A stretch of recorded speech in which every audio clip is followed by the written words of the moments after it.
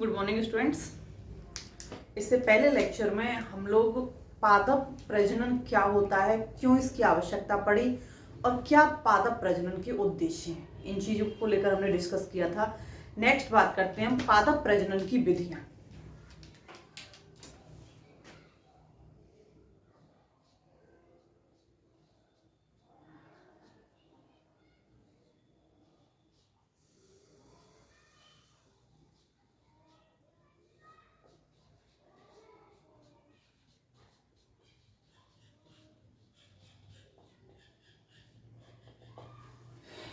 यहाँ हम जब प्लांट ब्रीडिंग की बात कर रहे हैं तो यहाँ पर प्लांट ब्रीडिंग की ऐसी कौन कौन सी विधियां हैं, कौन कौन से मेथड्स हैं जिनके द्वारा प्लांट ब्रीडिंग कराई जाती हैं। तो यहाँ पर प्लांट ब्रीडिंग की जो विधियां हैं वो सेल्फ पॉलिनेटेड प्लांट्स में अलग पाई जाती हैं और क्रॉस पॉलिनेटेड प्लांट में अलग पाई जाती हैं। जो स्वयं परागित होते हैं उनके अंदर अलग होती हैं और पर परागित होते हैं उनके अंदर अलग होती हैं। तो फर्स्ट बात करते हैं हम स्वयं परागित पौधों में। स्वयं परागित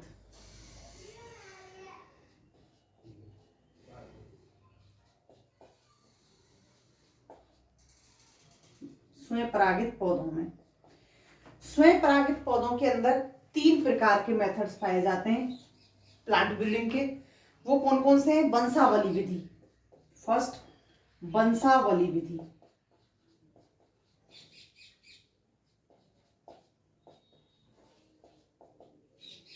सेकंड, प्रपुंज विधि। प्रपुंज विधि। थर्ड, प्रतीप संकरण विधि। प्रतीप संकरण विधि। ये 3 मेथड्स पाए जाते हैं स्वयं परागित में।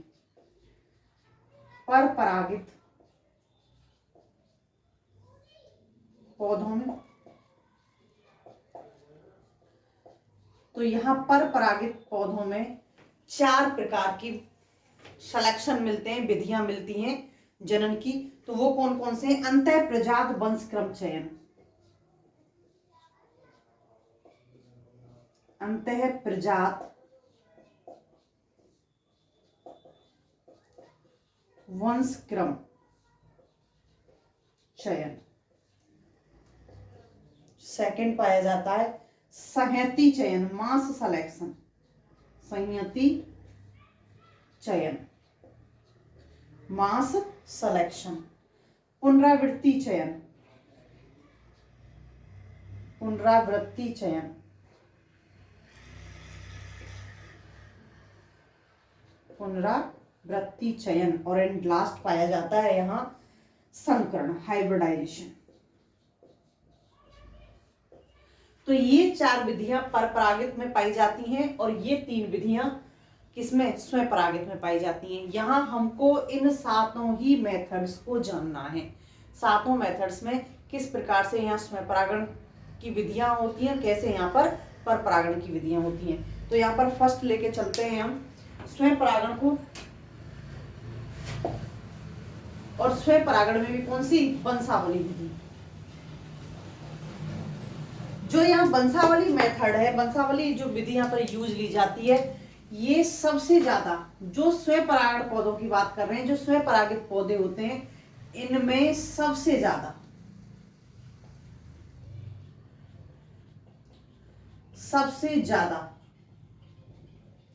प्रयोग में आने वाली विधि है।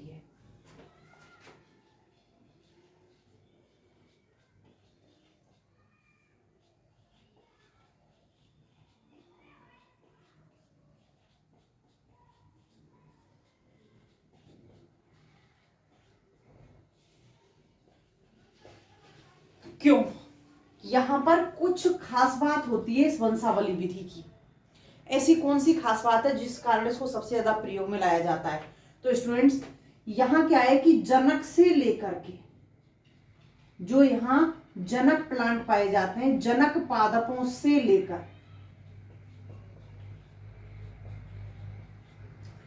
जितनी भी यहां पर हम इनकी पीढ़ियों को प्राप्त करते हैं, पीढ़ियों तक का लिखित में रिकॉर्ड होता है, लिखित में रिकॉर्ड होता है।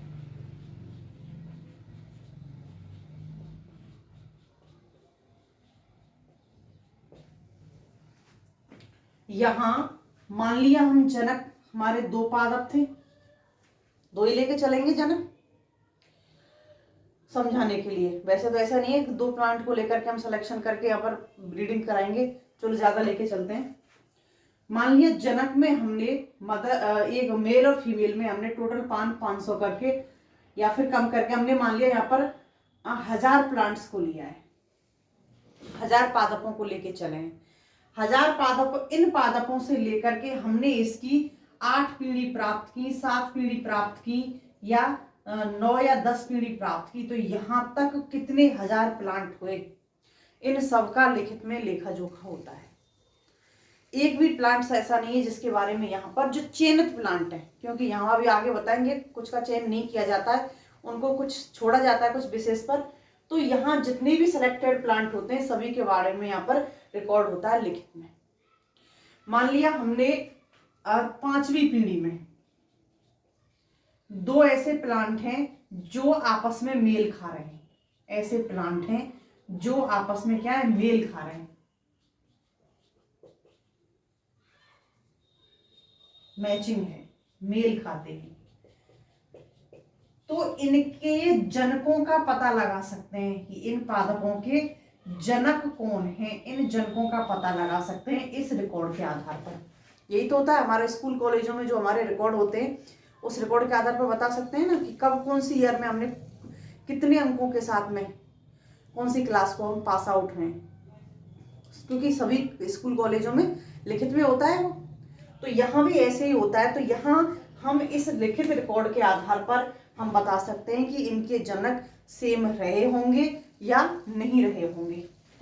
तो यहाँ सबसे ज्यादा यूज में आने वाला मेथड है, सबसे ज्यादा यूज में आने वाली विधि है। इसके पीछे एक और कारण है, क्योंकि वंशावली विधि में जब हम इसका यूज कर रहे हैं तो यहाँ पर जैसे नियम जो बने हैं, कोई भी चीज है यहाँ पर वो नियमों के आधार पर चलती है, चाहे हम साइंस लेके चले चाहे आर्ट लेके चले, सभी में रूल्स होते हैं, वही रूल्स फॉलो करने होते हैं। तो यहाँ पर क्योंकि यहाँ हम वंशावली विधि को पढ़ेंगे, अब ये जनरल इसकी बात थी। यहाँ मेथड्स के अंदर, विधि के अंदर क्या होता है कि इसकी विधि में जो कृषि वैज्ञानिक हैं, वो कृषि वैज्ञानिक अगर उनको आवश्यकता है, किसी भी प्रकार की कोई आवश्यकता है, तो यहाँ इन नियमों में वो कुछ चेंज कर सकते हैं अपनी आवश्यकताओं के अनुसार। तो यहाँ वहाँ चेंजेज हो सकते हैं अपनी आवश्यकताओं के अनुसार, वहाँ कुछ स्टेप्स को अपने हिसाब से चेंज कर सकते हैं। तो ये और भी एक इसकी तरफ अट्रैक्ट होने का कारण है कि यहाँ अगर कोई कुछ बदलाव चाह रहा है तो वहां पर वो अपने हिसाब से वहां कुछ ऐड कर सकता है, कोई भी कृषि वैज्ञानिक। अब यहाँ वंशावली विधि को लेके चलते हैं स्टूडेंट्स, आप एक एक चीज को स्टेप बाय स्टेप लेके चलना, क्योंकि प्लांट ब्रीडिंग में जो हमने 7 विधियों के जो नाम पढ़े हैं वहां पर वर्ष आएंगे। संकरण को छोड़ दो, संकरण में ऐसा कुछ नहीं होता है, यहाँ इससे ऊपर वर्ष आते हैं, ईयर्स आती हैं। तो यहाँ कंफ्यूजन होगा, एक विधि दूसरे विधि के साथ में मैच करेगी, मिक्स होगी। तो यहाँ पर प्रत्येक को आप स्टेप बाय स्टेप देखना। वंशावली विधि की बात करते हैं। वंशावली विधि में पहले वर्ष,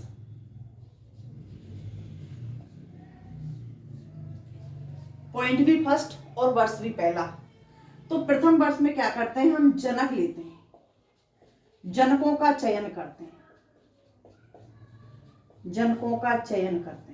और जनकों का चयन किसके आधार पर करते हैं, इनके वांछित गुणों के आधार पर, इनके जो वांछित गुण हैं।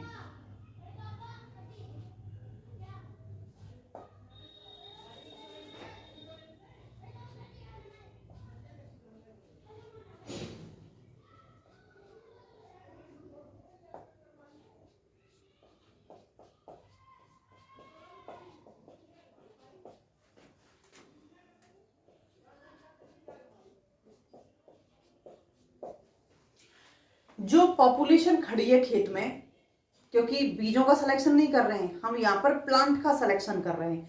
जो एक भीड़ खड़ी हुई है खेत में पादपों की, उनमें से जो सबसे अच्छे गुणों वाले, हाइट अधिक है उनकी, उनमें उत्तम गुणवत्ता है, क्योंकि बीजों का सिलेक्शन कर रहे हैं, वहां तक हम प्लांट को देख रहे हैं, तो जो उत्तम गुणवत्ता वाले प्लांट्स होते हैं उनका हम चयन करते हैं।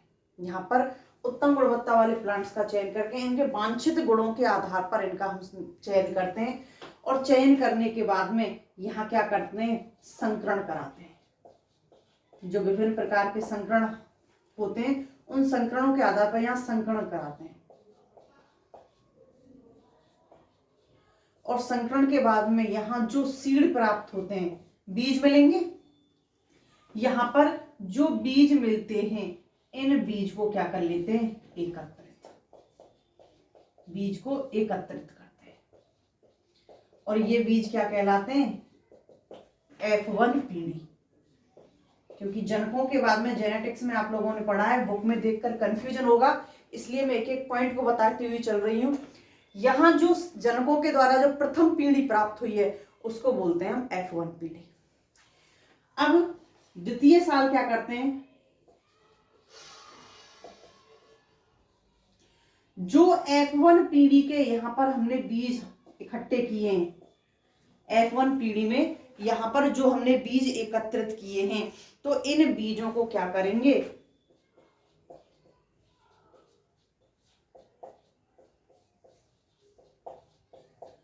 निश्चित अंतराल में बो देंगे।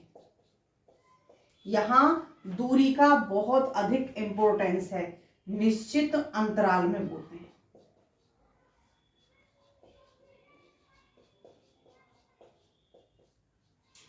और बोने के बाद में, क्योंकि जितने भी, चाहे 1000 हैं, चाहे 500 हैं, चाहे 2000 हैं, चाहे 10,000 हैं, जितने भी यहाँ पर बीज हैं, सभी बीजों को एक निश्चित अंतराल में बो देंगे। माना हमने 1 मीटर की दूरी ली, या 1.5 मीटर की दूरी ली, या आधा मीटर की दूरी ली, तो सभी के बीच में जो दूरी है वो कैसी रहेगी, यहाँ पर समान रहेगी, दूरी में कोई अंतर नहीं आएगा। निश्चित अंतराल में बोने के बाद में जब प्लांट यहाँ पर बड़े हो गए, तो यहाँ प्लांट का सिलेक्शन करना है। और अब F1 पीढ़ी में से, यहाँ F1 पीढ़ी में से प्लांट सेलेक्ट करने हैं।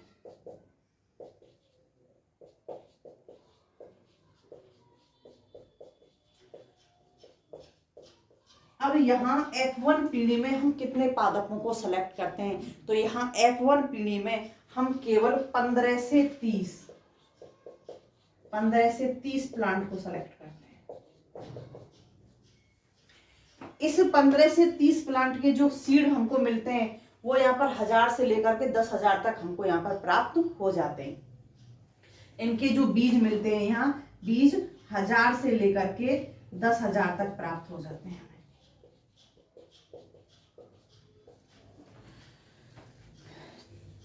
अब इसको क्या बोलेंगे हम, F2 पीढ़ी। ये क्या है, F2। अब तीसरे वर्ष क्या करते हैं, जो F2 पीढ़ी में हमने जो हमारे प्लांट सेलेक्ट किए थे, वहां से हमको 1000 से लेकर के जो 10,000 बीज प्राप्त हुए हैं, अब यहां पर क्या करते हैं, F2 पीढ़ी में इन बीजों में से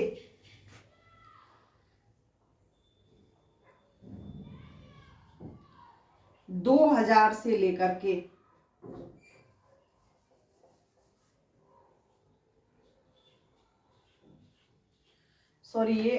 2 आएगा, 2 से लेकर के 10,000 तक बीजों को सिलेक्शन करते हैं। यहाँ पर 2000 से लेकर के जो 10,000 बीज हैं, इन बीजों को रोपिते हैं।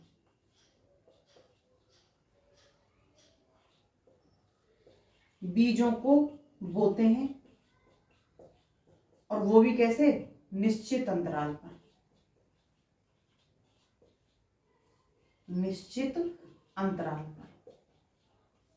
तीसरे वर्ष में जो F2 पीढ़ी में से हमको सीड हमको मिले हैं, ये F2 पीढ़ी के सीड हैं, F2 के बीज हैं। यहाँ इनमें से हम 2000 से लेकर के 10,000 पौधों को, बीजों को एक निश्चित दूरी पर बोएंगे, और बीजों से क्या मिलेंगे, पौधे। और पौधे भी कितने होंगे, जितने हमने बोए हैं यहाँ पर। तो यहाँ जो हमको 2000 से 10,000 के पौधे जो हमारे पास में प्रेजेंट हैं, इन पौधों में से, यहाँ इन पौधों में से 100 मिनिमम और 500 मैक्सिमम प्लांट को सेलेक्ट किया जाता है। प्लांट को सेलेक्ट करते हैं और ये प्लांट कौन से होते हैं, सबसे ज्यादा जो बेस्ट होते हैं, सबसे बेस्ट, जिनके औरों की तुलना में, क्योंकि तुलनात्मक रूप से लेते हैं हम यहाँ पर, सबसे इनमें से जो सबसे ज्यादा बेस्ट प्लांट हैं उन पर 100 से लेकर के 500 पादपों को सेलेक्ट करते हैं। अब यहाँ पर जो 100 से लेकर के 500 पादप हमने सेलेक्ट किए, इनके प्रत्येक पादप के बीजों को, इनके प्रत्येक पादप के बीजों को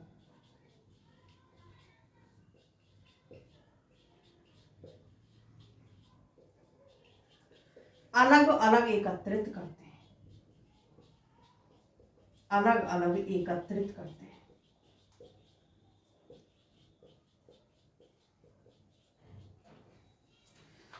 अब यहां हमको कौन सी पीढ़ी प्राप्त हो गई, F3। यहां पर हमको F3 पीढ़ी प्राप्त हो गई। अब क्या करेंगे, चौथे वर्ष में आकर के जो हमको F3 पीढ़ी में जो हमने एक एक पादप के अलग अलग पैकेट्स के अंदर बीज एकत्रित किए हैं, इन बीजों को क्यारियों में बोते हैं, क्यारियों में बोते हैं। मान लिया हमने 100 पादप लिए, तो यहाँ पहला, दूसरा, तीसरा, क्योंकि पॉलीथिन के ऊपर नंबर डाल देते हैं, तो पहले पादप में के बीज एक क्यारी में आएंगे, दूसरे पादप के बीज दूसरी क्यारी में, तीसरे पादप के जो बीज है वो तीसरी क्यारी में। यहाँ मिनिमम 30 बीज रखते हैं एक क्यारी में, जो एक पादप के बीज बोएंगे हम 30 मिनिमम रखते हैं, या ज्यादा भी 30 तो रखने ही हैं, इससे ज्यादा भी बो सकते हैं हम। तो क्यारियों में बोते हैं, प्रत्येक पादप के जो बीज हैं सभी बीजों को अलग अलग क्यारियों में बोते हैं। यहाँ पर अलग अलग क्यारियों में चौथे वर्ष हमने बो दिए, और बोने के बाद में अब क्या है कि प्रत्येक पादप के इनको वांछित गुणों के आधार पर यहाँ इन पादपों की छटनी करते हैं। यहाँ पर इनके वांछित गुणों के आधार पर बो दिए, बोने के बाद में जो इनके गुण हैं, जो वांछित गुणों के आधार पर छटनी करते हैं।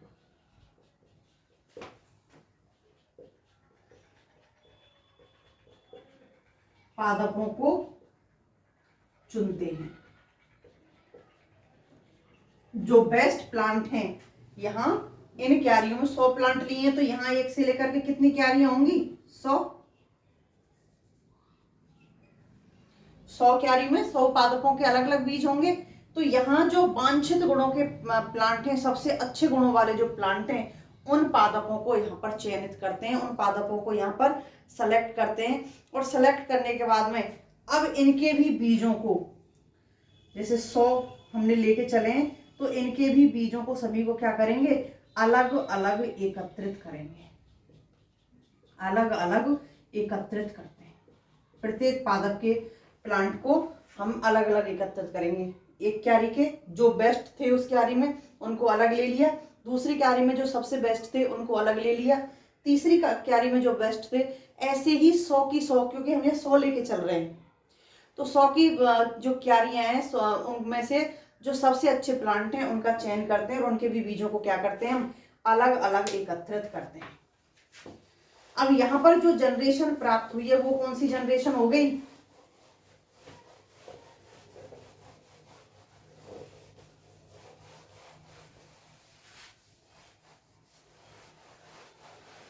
यहां जो हमको जनरेशन प्राप्त हुई है वो जनरेशन F4 हो गई। F3 के बीज थे यहाँ पर ये, तो यहाँ F4 हो गई। अब यहाँ अलग अलग क्यारियों के जो हमने यहाँ पर बीजों को सेलेक्ट किया है, अलग अलग क्यारियों में के बीजों को अलग अलग जो हमने सेलेक्ट किया है, अब क्या करते हैं, पांचवें वर्ष यहाँ 5वें वर्ष इनको वापस से यहाँ पर हम बोते हैं, इनको यहाँ पर 5वें वर्ष हम फिर बोएंगे, क्योंकि हमको तो ये बीज बोने हैं। अब यहाँ पर जो चयन किया जाता है वो चयन कैसे किया जाता है, वांछित गुणों का। पहले इसमें चयन देख लेते हैं कि यहाँ पर जो प्लांट जो छोड़े जाते हैं वो कौन से छोड़े जाते हैं। एक तो जो दुर्बल प्लांट होते हैं वो छोड़े जाते हैं, यहाँ पर जो दुर्बल प्लांट होते हैं वो छोड़े जाते हैं। दूसरे जो रोगग्रस्त होते हैं, दुर्बल, रोगग्रस्त और कम पैदावार वाले, इन पादपों को यहाँ पर छोड़ देते हैं और रहे बचे जो पादप होते हैं जो अच्छी क्वालिटी के होते हैं उनको यहाँ हम ले लेते हैं। अब इनको यहाँ पर हमने चयन कर लिया। चयन करने के बाद में आप 5वें वर्ष यहाँ पर क्या करेंगे, यही पूरी की पूरी प्रक्रिया वापस दोहराते हैं, वापस यही प्रक्रिया दोहराते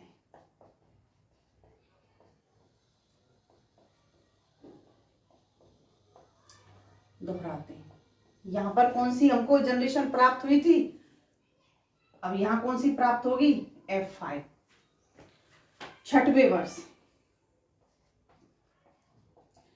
6वें वर्ष में जो F5 जनरेशन के जो हमने सीड सेलेक्ट किए, क्योंकि वापस से दुर्बल, रोगग्रस्त और कम पैदावार वाले प्लांट्स को यहां से हम रिमूव कर देंगे, निकाल देंगे। 6वें वर्ष में हम यहां करेंगे कि 3 से 4 पंक्तियों में, 3 से 4 पंक्ति में यहां जिन बीजों को हमने चयन किया है अब उनको मिक्स करके बोएंगे, अलग अलग अब नहीं करेंगे। यहां जो हमने ये अलग अलग निकाले थे 3 से 4 पंक्ति में बोते हैं। इन बीजों को कौन से, F5 वाले हैं ये, F5 जनरेशन के बीज हैं, इनको हम 3 से 4 पंक्ति में बो देंगे। और बोने के बाद में यहां जब बीज बनेंगे तो यहां पर श्रेष्ठ का चयन करेंगे, श्रेष्ठ का चयन करते हैं,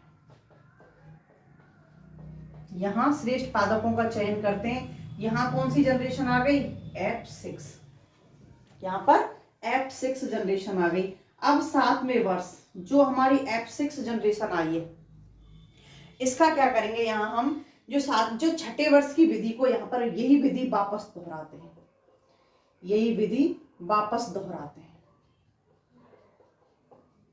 यही कई पंक्तियों में 3 से 4 पंक्तियों में बोएंगे। बोने के बाद में यहाँ पर श्रेष्ठ जो पादप हैं उनका चयन करेंगे। यहाँ एक चीज और देखी जाती है, यहाँ जब चयन करते हैं तो गुणों में शुद्धता को देखते हैं। गुणों में जो शुद्धता वाले प्लांट हैं,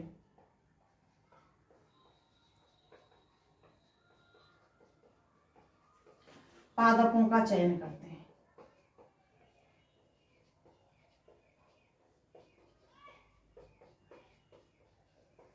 गुणों में जो शुद्धता वाले प्लांट हैं उन हम पादपों का चयन करेंगे।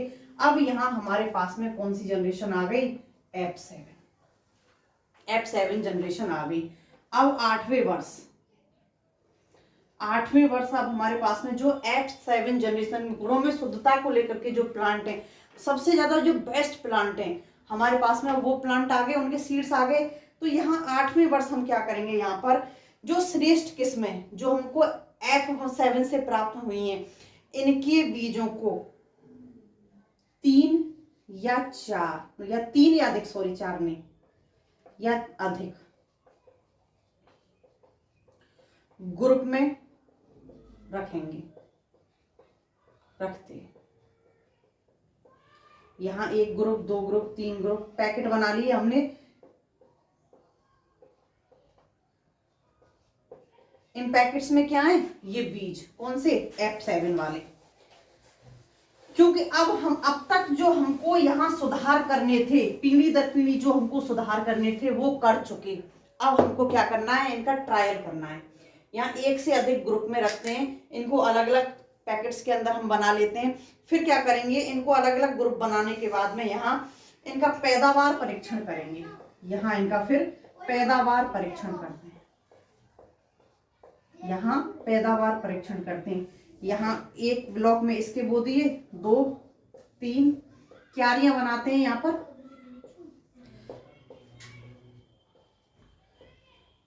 यहाँ इस तरह से क्यारियों में इनको बो दिया हमने। और बोने के बाद में अब इनका क्या देखते हैं, पैदावार परीक्षण करते हैं। तो यहाँ कौन कौन सी चीजों का ध्यान रखते हैं, तो यहाँ पर स्टूडेंट्स इनकी प्लांटों की लंबाई, सबसे पहले पादप की लंबाई क्या है, किस ब्लॉक वाले प्लांट्स की लंबाई अधिक है, इनकी रोग प्रतिरोधकता किस ब्लॉक की अधिक है, रोग प्रतिरोधकता, यहाँ इनकी रोग प्रतिरोधकता देखते हैं, इनकी पैदावार देखते हैं, किस ब्लॉक की पैदावार अधिक है, यहाँ किस ब्लॉक की पैदावार अधिक है, पुष्प खिलने की अवधि किसकी कम है, खिलने की संख्या और अवधि,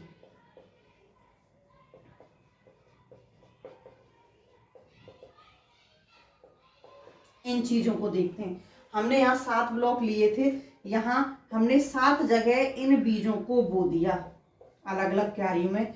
अब यहाँ 7 का आपस में हम क्या करेंगे, परीक्षण करेंगे कि यहाँ पर लंबाई कौन से ब्लॉक में अधिक है, प्रतिरोधकता किस में अधिक है, पैदावार कौन सा अधिक दे रहा है, पुष्प कम से कम अवधि में अधिक से अधिक कौन से ब्लॉक में खिल रहे हैं।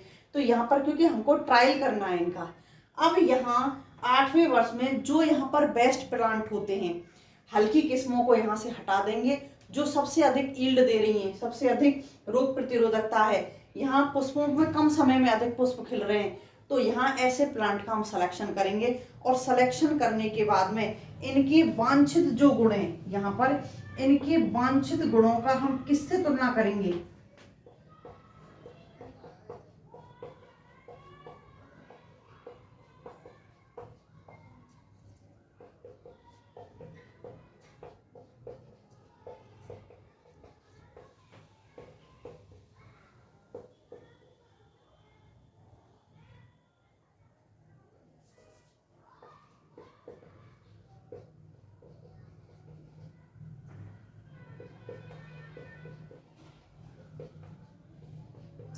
इससे पहले जो कोई नई किस्म हमने विकसित की थी, जो पुरानी स्टैंडर्ड किस्म थी, उस स्टैंडर्ड किस्म से इसकी तुलना करते हैं कि इस किस्म से ये कितनी अधिक बेहतर है, उससे फिर हम इसकी तुलना करते हैं।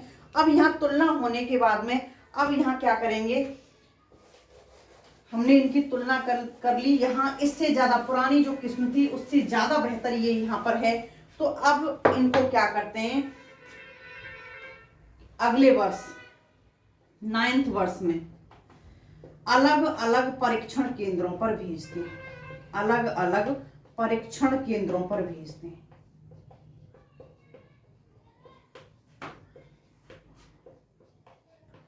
और वहां फिर इनकी के ट्रायल किए जाते हैं, अलग अलग परीक्षण केंद्रों पर भेजते हैं। मान लिया अपने इंडिया में सरसों के 15 केंद्र हैं, 25 केंद्र हैं, तो 25 केंद्रों पर इनके सैंपल्स को भेजा जाएगा, वहां अलग अलग जगह इनके परीक्षण होंगे।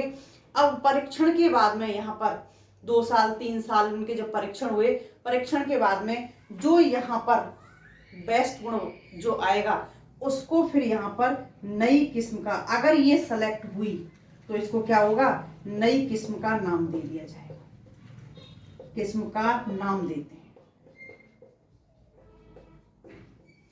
मान लिया यहाँ 9, 10, 11 3 साल हमने यहाँ पर इनके ट्रायल किए अलग अलग परीक्षण केंद्रों पर, यहाँ 3 साल तक लगातार इनके परीक्षण किए हमने। तो यहाँ के बाद में, क्योंकि यहाँ इस विधि को बनाने में लगभग 14 साल लग जाते हैं, तो बाकी के बच्चे 3 वर्ष या 2 साल किया तो 4 वर्ष, फिर इनका क्या करते हैं, गुणन करते हैं, इन बीजों को, इनके जो बीज होते हैं बीजों का गुणन करवाते हैं, संख्या बढ़ानी है, गुणन करते हैं, और गुणन करने के बाद में संख्या जब अधिक हो जाती है तो क्या करते हैं, किसानों में वितरित करते हैं, किसानों में वितरित करते हैं।